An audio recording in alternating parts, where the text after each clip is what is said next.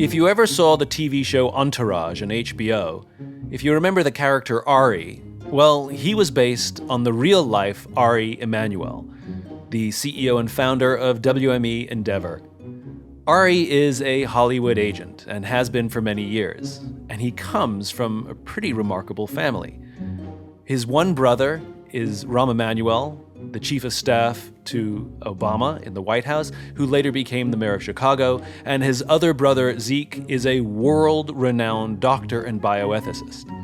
So we talked about what it's like to come from such a remarkable family and the unique pressures that come with it. And it's just fun to talk to Ari. This is A Bit of Optimism.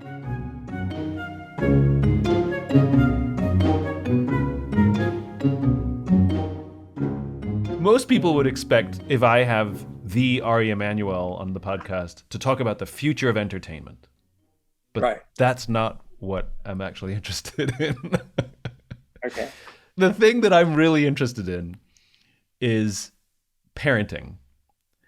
And not you as a dad, but you as a son.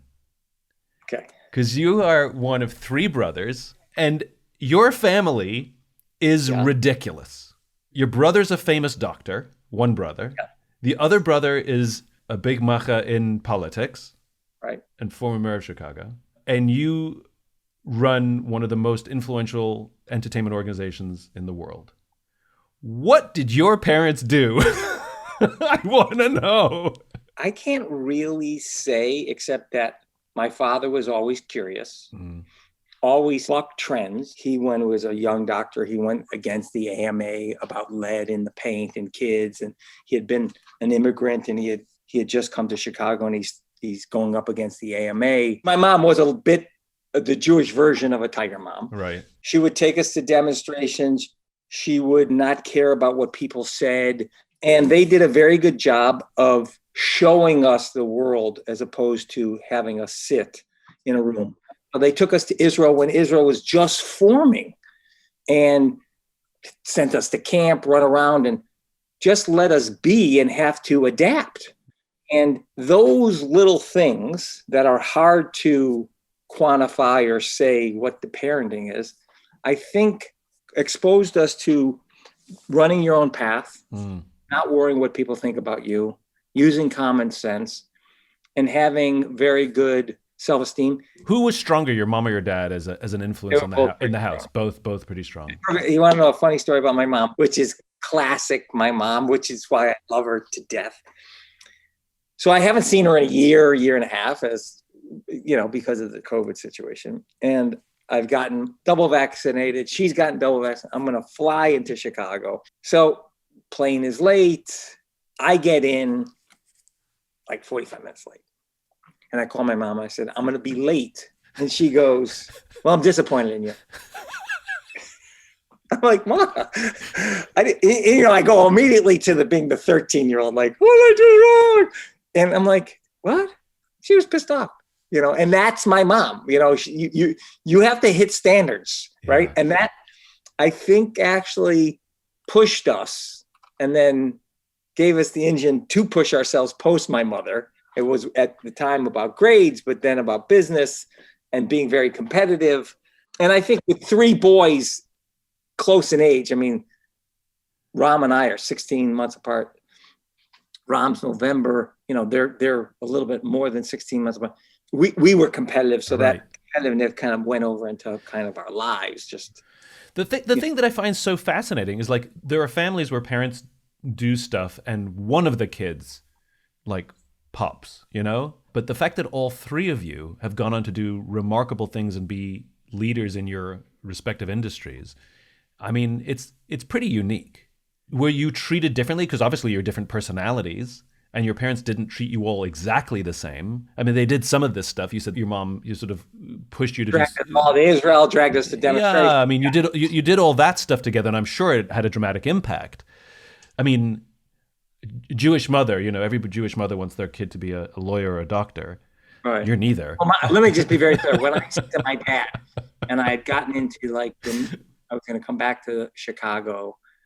I had done summers at the Merck in Chicago, and I was going to go to business school at night and work during the day at the Merck. And I said to my dad, no, I'm going to go into the mailroom of CAA and make 15 cents a mile. I mean, I think he almost plotzed, right? And he goes, what? They can't take the piece of paper away from you? For those who are listening, that's collapsed.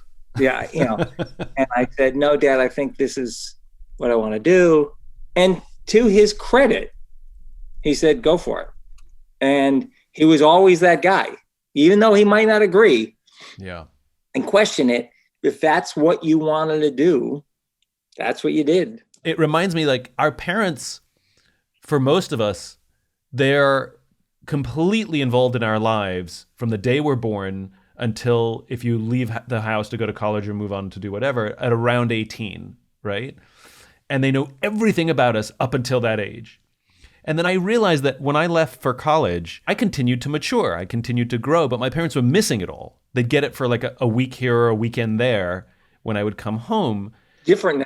I mean, you got parents FaceTiming all day long. I know. And I wonder what that does, because one of the things that I recognize about me is I would be 20-something years old, 30-something years old, 40-something years old, and they would still talk to me as if I was 18, because that's where that capped out. And it took a long time for them to sort of adjust to that. I'm not that 18, like you and your temper, Simon, is like, I haven't had a temper in I think since I was about 18. My son, Noah, who's 24 or 25, slapped me around figuratively. We were talking about something and I kind of like became the parent when he was 16. He goes, you're not doing that. And immediately I kind of got it. I was like, I'm not going to do that. He wants to tell me certain things. He tells me what he wants to tell me. I'm going to ask. If he doesn't want to answer, cool. It is what it is. And I think my parents kind of like, for sure my dad did.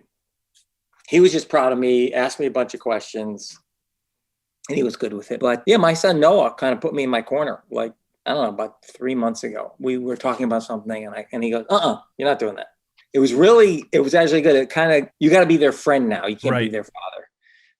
And you can be their father when they ask you to be. You were treating him like the 18-year-old and he was 20-something. 16, yeah. I'll tell you a crazy story I just heard about a kid. His parents were so involved in his life, where helicopter parents, couldn't do anything without mom and dad's help. And his parents weren't there to remind him to take his diabetes medicine, and he died because he forgot to take his meds. I've heard stories of kids who miss class because their parents didn't call to wake them. At what point does a loving, well-intentioned parent... That's not a loving parent. Well, that's just it. It's like the parents who were wrapped up in the Varsity Blues scandal. The argument was, I just want to do what's right for my kid. Like any parent, I'm trying to do the best for my kid. But the problem is there's a line. And at what point does a parent who, quote unquote, cares about their kid recognize that they're actually hurting their kid by being overly involved? Let's just be very clear. You have now, okay, I couldn't stand it when it happened. I can't stand it. You get the awards for losing. Yeah. Here's the trophy. Everybody should get a trophy. What the fuck are we talking about? And then there was a college. It's Father's Day. It's Mother's Day. My parents barely drew. I don't even know. They definitely didn't take me on the college tour. Like, no way. Right? My brother Zeke drove me when I was on the East Coast. Other than that, I took myself around. I'm not sure they moved me into college, to be candid. I don't remember it. I think maybe they did. They didn't come to visit ever. Now, you got Father's Weekend, my parent, like, what are we talking about? So what we're talking about here is independence then. At the end of the day, your parents, and it's debatable, as you said, some of the stuff that they did is not, times have changed. They could not do today. But the question is are we teaching our kids independence? And learning independence, you could argue, teaches you confidence. Yes. So what's exciting you these days? Well, I'm learning a ton about being a public company. How's that end? What's exciting for me is thinking about where the world's going and what we should be doing in it. I think we're a unique company in all the positive things about what that means about being unique. And I think we're ahead of the curve and making sure that we stay ahead of curve, and the culture kind of breeds that. It's not easy when you're a public company. I know all my partners that own stock are looking at the stock, and it's actually complicated. It's harder to take a long-term view on the company, isn't it? I mean, because the CEOs that I admire of public companies, they take a long-term view and they say, buy us or don't buy us, this is what we're doing. Yeah, that is my mode. Yeah. That's how I'm operating the business. Yeah. My favorite new quote, I was listening to Billie Jean King yesterday on CNBC. She says in her book or whatever, she says, pressure is a privilege. It only comes to those who earn it. And I love that quote, because you should be happy that there's pressure on your life. And you've earned it, and kind of enjoy it and think about what that all means. And there's no straight line to success. It's a wiggly gobbledygook of stuff that gets you to the top. And you've got to be willing to take the body blows. That's one of the things I actually admire about you. I mean, you said it before that you don't care what other people think, and your parents raised you to not care what other people think. And look, it's a blessing and a curse, or it's a double-edged sword. Oh, I care, but I just don't. I'm not going to let it it affects me, but I'm not going to let it affect me to that I'm not going where I think is the right place to go. Of course, it affects everybody. I'm not a robot, but if I have a point of view, and I take a bunch of information in, and I have a lot of trusted people, and I still have that point of view after a bunch of all the kind of, I'm still going where I'm going, and it's not comfortable. Yeah, because you could be wrong, whatever that means, wrong. So how do you teach your kids, but also how do you teach those who work with you on your team? I sent that quote out to the whole company. Yeah. Right? Yeah.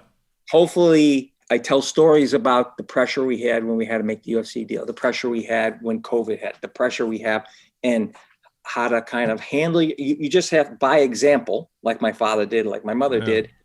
Here's how I'm operating. Reiterate it. Let them be in their position. When they ask you for help, give them help. And, let them know it's okay if you don't hit the objective. I'm trying to change my vocabulary about failure, not hit the objective.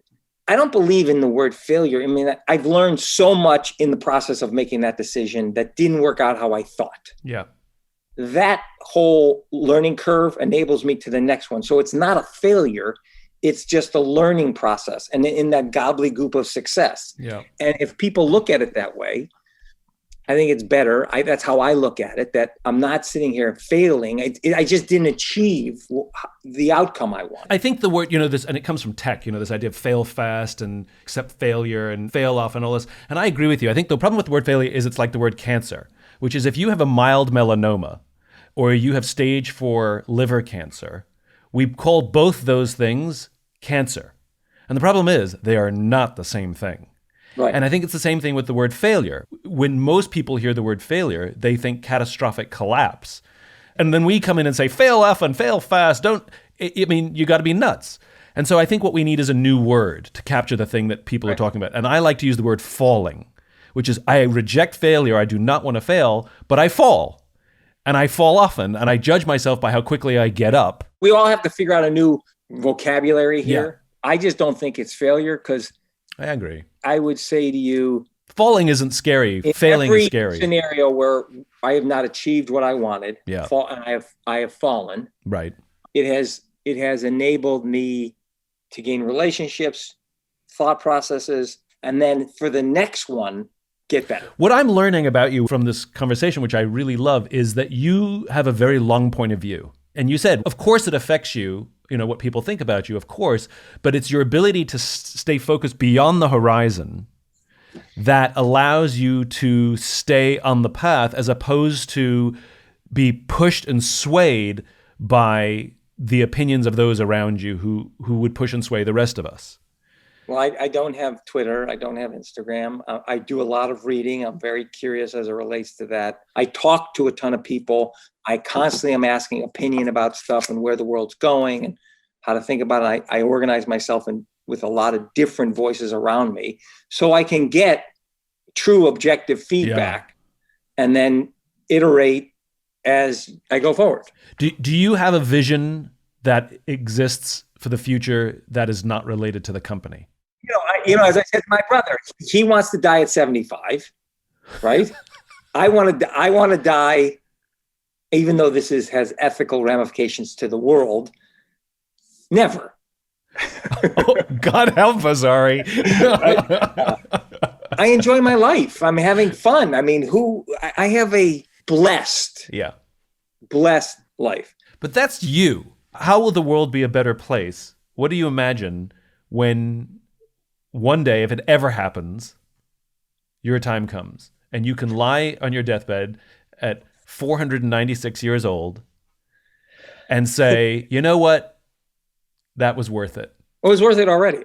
I freaked out 3 months before 60. And then when 60 came, it was like, what were you freaking out about? I don't have to race to anything right now. I've come to the conclusion that, when you're dyslexic, and I'm severely dyslexic, I'm not as dyslexic anymore, because I've worked very, very, very hard at it. You always think somebody's going to pull the blanket off and say, you're an idiot. You're not smart. I'm actually comfortable that, my ideas are pretty interesting. I can organize people. For whatever reason, I've achieved a lot. Yeah. And I'm not done. I'm not even close for my own internal engine. Right. The engine is kind of revving constantly. Is there an end point in mind? No. One thing I am going to do, I want to build a school for kids that all three of my boys were dyslexic, and they got the privilege of going to a school that specialized for people with dyslexia and other things. Mm-hmm. I do want to build that and start that, because if you think about kids that have dyslexia, there's two paths. They're either very athletic, the arts, creative, business competent, mm-hmm. or they end up in jail. I mean, there's not a lot. And I think there's a bunch of kids that haven't gotten the privileges that my kids have gotten that deserve it, because dyslexia is not that you're not intelligent. It has actually zero to do with that, actually. I'm a great believer that the solutions we find to the challenges we have when we're kids become our strengths as adults. Yeah. I also have ADHD, and when I was a kid, it wasn't a diagnosable thing. I just had no attention span and got yelled at for not finishing my homework and not reading the books and whatever. How do you read books now? I actually don't read a lot of books. The joke I make is I've written more books than I've ever read. And I've been saying that since I wrote Start With Why.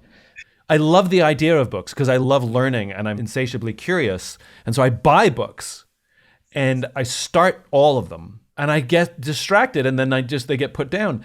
And it really upsets me. And I learned this as a kid because I couldn't get through school because I didn't do the reading ever. And so I had to learn to ask questions and listen. I had to go to class. And when I got to college, I couldn't take the classes where you could just go study the text, skip class, and come and take the test. I had to have good professors. And I, since high school, would always go after class and talk to the teacher just to learn. And so that was your process. That's my process. And so to this day, my learning comes from calling the people, and this has been forever, just meeting people and talking to people who are doing interesting things. And then I can put together. Is important. Yeah, the podcast is much more for me than it is for you. And it's true. Every podcast I've done, I'm actually learning. What advantages do you have because of your dyslexia? I think, that whole phrase, perfect does not lead to progress. I think that I trust people to do their job. So my head's of department, I trust them. I trust other people that, I'm involved in picking, that they're doing their jobs. And I understand that a lot of them are not going to get it all the way to where I would have gotten it. But again, if you're just going to go forward just based on perfection, I would have been for people 1995 and not move forward. But that doesn't answer the question what advantage you have. Well, it enables me to build teams. When you're dyslexic, you need a lot of help from a lot of different people when you're young. And therefore, you have to put a lot of people in your lives, get to the next level. And then when you move to business, you have to put a lot of people in your lives to get to the next level. And trusting that other people can do stuff, that it doesn't only lead to you to do it. And I say this to a lot of my associates who don't share, I would say, or that haven't shared in the past. Why wouldn't you let that guy in New York do that? What are you doing? I'm showing you that I'm giving clients to other people, letting people do certain things that are better than me at doing them. And I got better grades because of it. I learned visually. Yeah. So how I built my life when I was younger enabled me to build a team that I trusted to go forward, that enabled me to go even farther. I'm having an insight here, which is, as a dyslexic kid and a kid with ADHD, you had no choice but to ask for help and rely on other people and build networks. And for me, as a kid with ADHD, I had no choice but to ask for help and rely on other people. And I think one of the things that the helicopter parents do, by removing the pressure and by filling in the gaps, we disallow a child to learn to ask for help and build a team to help them get through school and work and through life. And so what we end up doing is dropping kids in life, and they either lack the skill or lack the actual network of people to lean on and rely on and ask for help other than their parents. And so what they actually have is loneliness, and they feel like they have to do it alone. And the irony is, you and I consider ourselves independent, and the irony is we actually rely on people more, whereas kids who actually are independent actually become incredibly dependent. Yes, I think that's true. That's actually a very good conclusion. And so now it raises the great question, and it goes back to Billie Jean King, which is then, what mechanisms do we as parents or as leaders have at our disposal to help our teams learn what we call independence, but in reality is the confidence to ask for help? This is, I think, goes back to my father and my mother. You just have to let them be and fail, and by osmosis say certain things.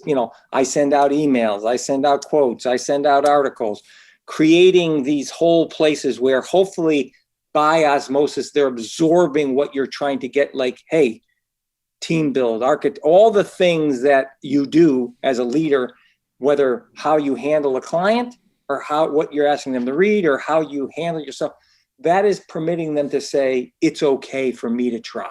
Yeah. And it's okay for me to make a misstep and get back up and learn from that. But I'll go back to what I said a moment ago, which is we do all those things, but the expectation is not that they'll learn how to do it. The expectation is that they'll learn to ask for help and build a network of people around. That's the actual expectation. And I just love this irony that being independent actually means the confidence in oneself and one's ability to ask for help, to be confident that I'm an idiot.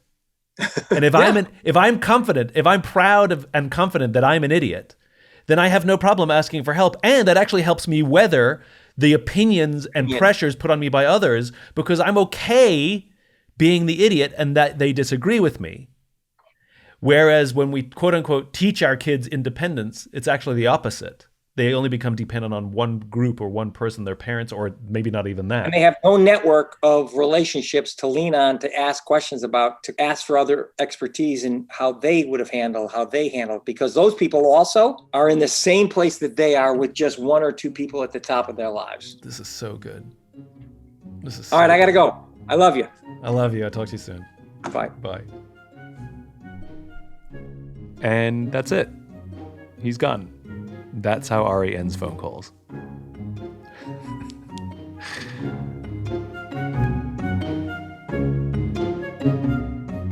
If you enjoyed this podcast and would like to hear more, please subscribe wherever you like to listen to podcasts. Until then, take care of yourself, take care of each other.